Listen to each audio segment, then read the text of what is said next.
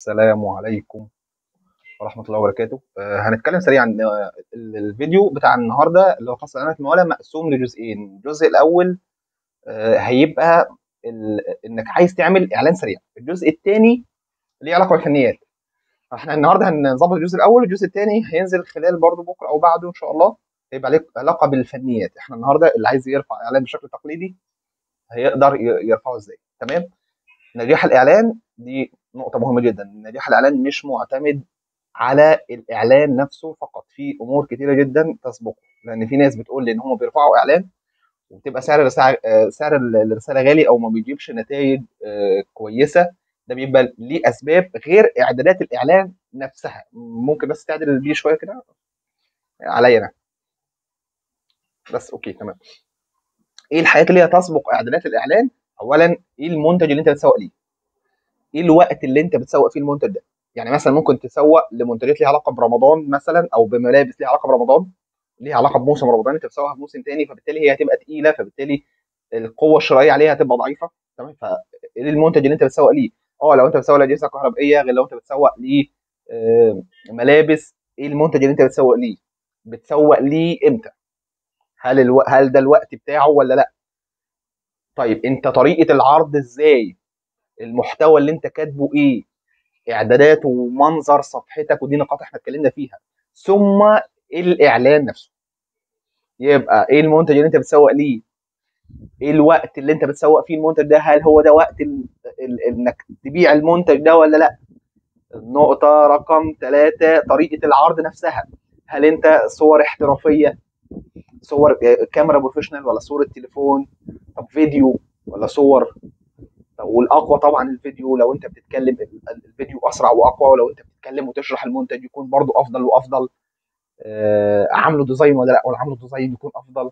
كل دي تفاصيل مهمه وانا اتكلمت فيها في فيديوهات قبل كده موجوده على القناه. النقطه اللي بعد كده احنا قلنا طريقه عرض المنتج. بعد كده السعر بتاعه. ثم اعدادات الاعلان الممول اللي احنا هنتكلم فيها سريعا. تمام. فلو انت عندك الامور اللي هي في الاول دي بايظه، ما تجيش تقول الاعلان مش شغال ليه، او مش جايب نتائج ليه، او سعر الرساله فيه غاليه ليه. تمام. ارجع حلل الخطه التسويقيه بتاعتك، خطه الدعايه بتاعتك. شوف انت المنتج ده وقته ولا لا. شوف انت طريقه العرض ازاي. شوف المحتوى اللي انت كاتبه على الاعلان، اللي هو البوست بقى اللي انت حاطه على الصوره او على الفيديو، هل هو مناسب وقوي؟ الجمله الافتتاحيه هل هي جذابه وتشجع الشخص يقرا المحتوى ويشوف الفيديو ويشوف الصور، ولا ملوش اصلا جمله مفتاحيه ويقفل الفنان الناس بتكبر دماغها؟ كل دي تفاصيل مهمه. طيب سريعا، احنا دلوقتي هنفتح الصفحه بتاعتك. لو انت مثلا دي صفحتي مثلا، الصفحه بتاعتي، وهروح دايس هنا. اوكي. هروح جايب اعلان ممول.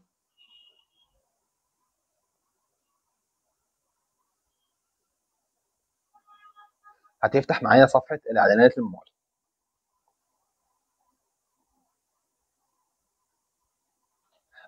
اوكي. ممكن تفتح لك في صفحه قبل دي، هتلاقي هنا واتي مدير الاعلانات. تحت كده هتلاقي مدير الاعلانات، دوس عليها هيروح فاتح لك الصفحه الرئيسيه دي. اوكي تمام. كانسل دي خالص. دي كده الصفحه الرئيسيه بتاعتك، او الصفحه اللي هي الرئيسيه الخاصه بمدير الاعلانات الخاص بيك على صفحتك. تمام. دي كلها حملات اعلانيه انا اشتغلتها سابقا بتاعتك. تمام. في حاجات معينه احنا قلنا كده كده يعني الفيديو الاول ده او الجزء الاول ده هيبقى ايه سريع كده. لو انت عايز ترفع اعلان بشكل سريع، اول حاجه انت لازم يكون عندك فيزا دفع اونلاين. فيزا. تمام. الفيزا بتاعتك دفع اونلاين. طب انت عندك حساب ومعاك الفيزا بتاعت الحساب، هل انت بتقدر تشتري من خلالها اونلاين ولا لا؟ طب لا، اصل هي مش بعمل بيها مدفوعات، او ما تنفعش في ان انا اشتري بيها او استخدمها كمدفوعات اونلاين. بتروح البنك، هل ينفع ولا لا؟ المهم يكون معاك فيزا تقدر تستخدمها اونلاين، تقدر تربط بيها الحساب عشان يسحب من خلالها. والفيزا مش فودافون كاش، مش اي حاجه تاني، لانه الفيسبوك دلوقتي بيوصل الموضوع ان لو اي حاجه تاني بيقفلها، بيقفل لك الحساب خالص. ممكن يعني تشتغل معاك مره واثنين بعد كده بيقفل لك الدنيا خالص. اوكي. طيب هنيجي دلوقتي هنعمل هنا دقيقه الفوتره مثلا. عشان تربط الفيزا الاعلانيه اللي هتسحب من خلالها، ولازم طبعا يكون عليها فلوس. تمام، من خلال الموضوع سهل يعني، التفاصيل او الاعدادات نفسها سهله. تمام. مثلا انا هنا انت ما بيكونش فيه الفيزا او حاجه مربوطه على الحساب، انت بتدخل الفيزا بتاعتك، بتعمل اعدادات دفع هنا مثلا، تروح مدخل البيانات الخاصه بيك. تمام، بتدخل لو انت ما عندكش الفيزا مثلا، انا هنا رابط بالفيزا بتاعتي، لو انت ما عندكش بتعمل اضافه طريقه دفع. تمام، وبتروح اوكي قبل الفيزا بتاعتك، لان في حاجات ما بيقبلهاش يعني، في حسابات اعلانيه لما تيجي تدخل اصلا الدفع الفودافون كاش كارت دفع الفودافون كاش ما بيقبلوش، او مثلا فوري ما يقبلوش. تمام، فخلينا في الاضمن والافضل واللي بيخلي الحساب الاعلاني شغال معاك. هنا الحساب بس في مشكله مؤقته، تمام، بتتحل، في مشكله مؤقته بتتحل، مش مشكله دائمه يعني الحساب ما فيهوش مشكله، لا هو مشكله مؤقته بتتحل. تمام، دي الحاله الاولى او النقطه الاولى، انت بتربط الحساب بتاعك بالفيزا الواجهه الرئيسيه.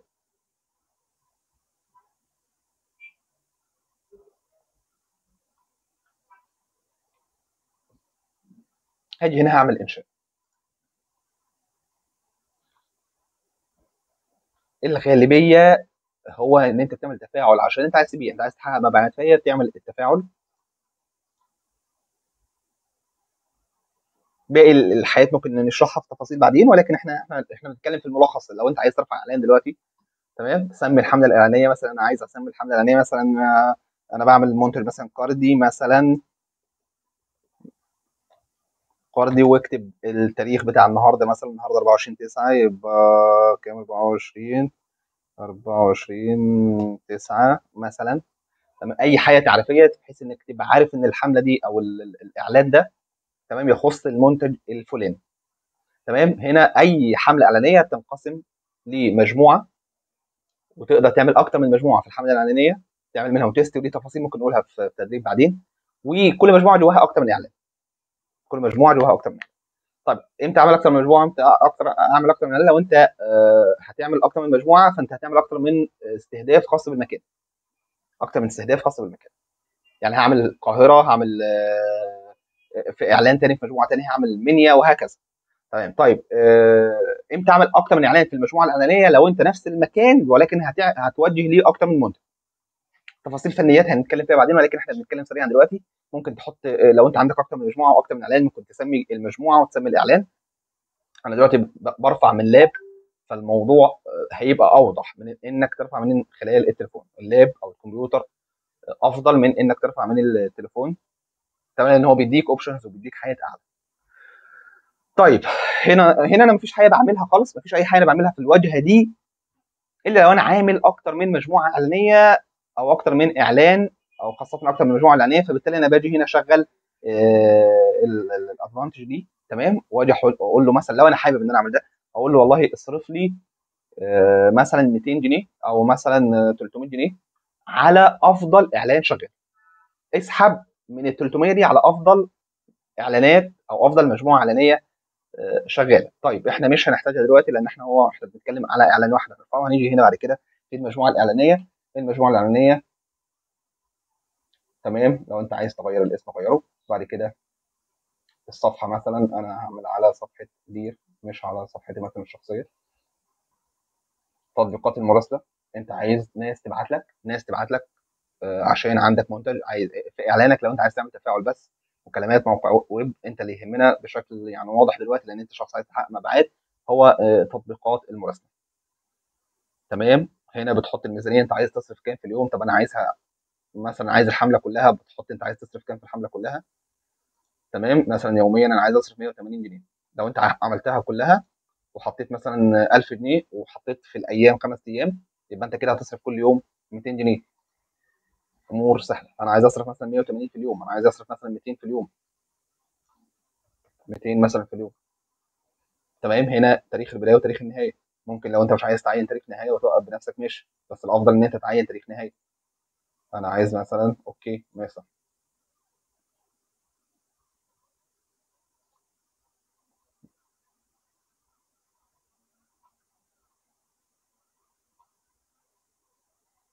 ماشي. هنا بدأ يوم 24/9. لا انا مش عايز اعمله 24/9، انا عايزه مثلا هعمله يوم مثلا هنا 4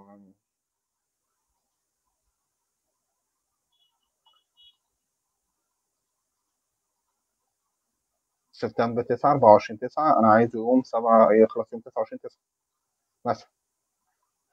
تمام. هل انت هنا عندك جمهور انت عامل له، انت مسيفه بالفعل، ولا هتعمل جمهور جديد؟ انا مثلا هعمل جمهور جديد. تمام. فانشاء جمهور جديد. هاجي هنا انا عايز اعمله مثلا مصر. طب انا عايز اختار المدن. تمام. المدن فقط ولا كل المناطق؟ تمام. وفي اعلانات كتيره بتنجح بده او بده، وده هيودينا للنقطه الثانيه، ان انت تعمل تيست، ان انت تعمل اكتر من مجموعه اعلانيه، او تعمل اكتر من مجموعه اعلانيه وتعمل اكتر من تيست. تمام. والحمله او المجموعه اللي تجيب معاك تفاعل كبيره هي اللي تشغلها وتوقف الباقي. دي حياه هنتكلم فيها بعدين، تفاصيل هنتكلم فيها ازاي تعمل تيست اصلا ليه اكتر من اعلان، بحيث انك تشوف افضل منطقه او افضل نطاق تقدر تشتغل فيه. تمام. انا عايزها مصر كلها مثلا، هعمل مثلا مدن فقط؟ لا، مثلا انا عايزها في القاهره مثلا بس. انا عايزها مثلا، هختار هنا القاهره،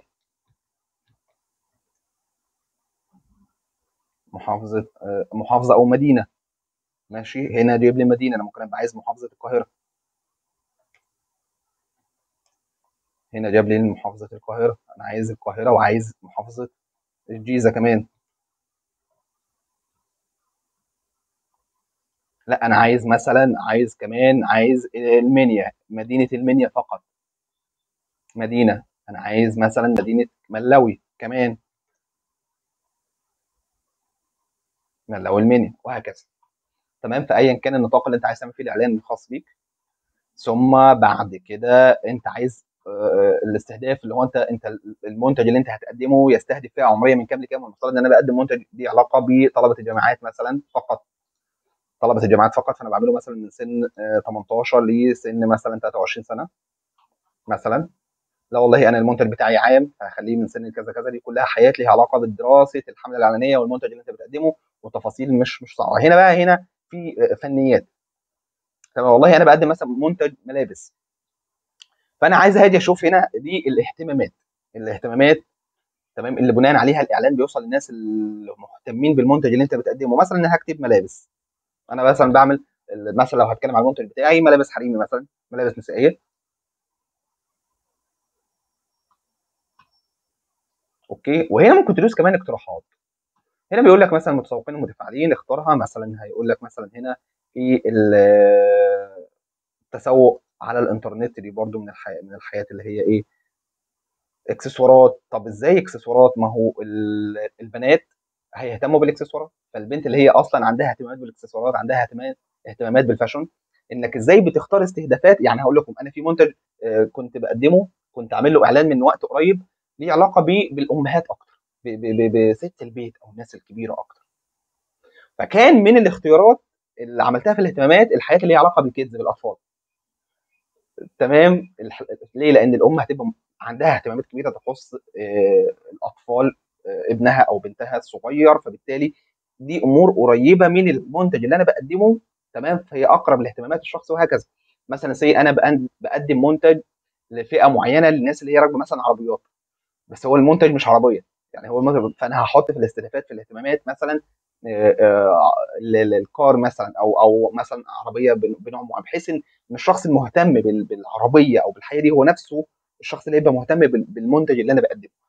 تمام. هنا ممكن تحط 6 اهتمامات، تحط 7 اهتمامات، ما يعني ما حاول ما تكترش قوي. تمام. والاقتراحات هنا هتساعدك في حاجات كتيره. ممكن هنا نرجع اختار زارا مثلا، لانه في مثلا قرش قدام. تمام.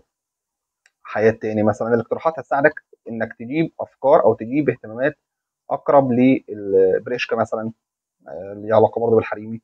في منتج انا كنت بقدمه دراسات مثلا، فكنت بختار مثلا من الاقتراحات فساتين، حفلات زفاف وهكذا. نوع تاني بقى، ممكن انت تختار استهدافات مختلفه، ممكن تختار اهتمامات مختلفه، ممكن تعمل فئه عمريه مثلا اوسع شويه وهكذا. تمام. خلي بالك وانت دايما بتعمل الاعلان هنا. تمام. في تحديد الجمهور اللي هتلاقيها هنا في اقصى الشمال. المنطقه دي ايه؟ هل هي الخضراء؟ طب هي لو راحت ناحيه اليسار فبقيت حمراء، فانت لا، كده الاعلان بتاعك مش هيكون اقوى حاجه، مش هيكون افضل حاجه انت عايز توصل لها. كنتائج. اعاده تعيين. اوكي. تمام. احنا اخترنا الاهتمامات، هنيجي بعد كده في النقطه رقم 3 اللي هو الاعلان نفسه. هنا انا بعمل مثلا، انا عندي الاعلان نفسه، فهختار استخدام المنشور حالي، هختار المنشور من على الصفحه على حسب المنشور اللي انا عايز اعمله. تمام. زي مثلا انا عايز اقدم المنشور ده اللي هو موجود بالفعل على الصفحه اللي انا اخترتها.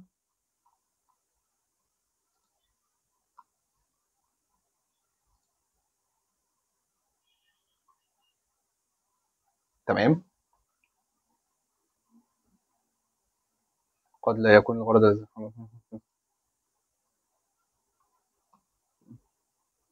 لسه جاري تحقق. ماشي. ده كده الاعلان. هنا لو انا عايز اعمل مثلا قالب معين، طيب ممكن نختار منشور اخر مثلا.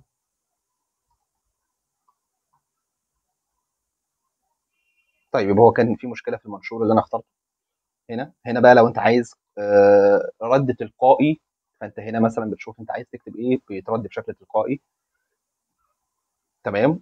او لو انت عندك حاجات قبل كده انت مسيفها، فممكن تختار مثلا زي انا دي مثلا. لا مثلا خلينا في دي مثلا. اوكي. تمام. هنا انا مثلا كاتب في الرد التلقائي ده، كاتب انه اهلا بيك، سعد التواصل مع احد المسؤولين في التواصل معاك في اقرب وقت، بحيث ان انا، او ممكن كمان يبقى يبعت لنا صور اللي حضرتك محتاج تاكدها وانت معاك كمان تفاصيل، بحيث ان هو يبعت لي المنتج اللي هو حابب ان هو ياكده او يسال عنه، وانا هتابع معاه التفاصيل. ولازم يكون في سرعه في الرد. ودي نقطه تاني بقى، المودريتور وسرعه الرد والتعامل مع العملاء، دي قصه تانيه هنتكلم فيها ان شاء الله يعني في وقت لاحق. تمام. كده انت تقدر تروح ايه، خلاص انت مش هيبقى عندك اي مشاكل، هتدوس نشر. تمام. بس هو عشان بس في دروب او في مشكله بسيطه كده هتتحل في الاكونت، ولكن انت لو اتخذت كامل التفاصيل او كامل الخطوات دي وبعد كده بتدوس نشر، الاعلان بتقدر تشتغل بيه تماما. بتستنى ان هو ياكتف او يقبل الاعلان ويبدا يسحب من الفيزا. تمام. على حسب المبلغ اللي انت حددته وانت بترفع الاعلان، وان شاء الله هتلاقي نتائج. ولكن التيست مهم جدا، لان هو بيوضح لك ان انت هترفع اكتر من مجموعه، بيوضح لك ايه افضل حاجه شغاله وجايبه نتائج وبتحقق من خلالها مبيعات، ودي اللي هتثبتها وتقفل الباقي. السلام عليكم.